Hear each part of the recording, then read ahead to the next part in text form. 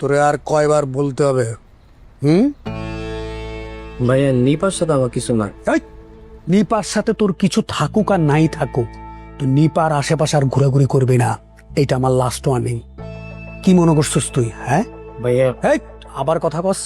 তোরে কিছু কই না কেন জানোস? শুধু আব্বার জন্য। আব্বা যদি না থাকতো তোর একদম টাইনা ছিঁড়ে আলাইতাম। বুঝছস কি বলছি? আরেকটা কথা বলে দিতেছি, নেক্সট টাইম যেন তোর এই বাসায় না দেখি। যদি আব্বা আম্মারে দেখতে ইচ্ছা করে আসবি, 5-10 মিনিটের বেশি থাকতে পারবি না, নিজের ইচ্ছায় চলে যাবি। ক্লিয়ার? এবং কেউ যদি বুঝতে না পারে আমি তোরে থ্রেট করছি, ঠিক আছে? ভাইয়া, বাবা মা যতদিন এ বাসায় আছে ততদিন আমি থাক, তুমি যা পারো করো।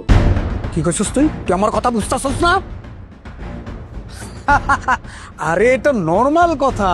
5 লিটারের তেল, আরে সয়াবিন তেল, ওইটা ওই যে তোর ভাবি লাগবে আর কি, বাসায় দিয়ে আসিস। ধর কিনটা বাসায় পৌঁছাই দিস। হ্যাঁ, আমি গেলাম। এই গফুর, গেটটা খোলো। গেট খোলা আছে। ও আই, ঠিক আছে, গেলাম।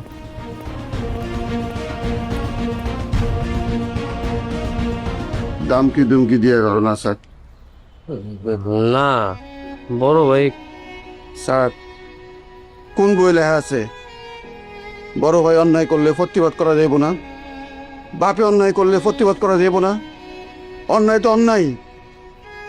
প্রতিবাদ যদি না করেন সারা জীবন মানুষ আপনারা পাড়ায় রাখবো। অন্যায় প্রতিবাদ না করো অন্যায় স্যার। বদমাইশ।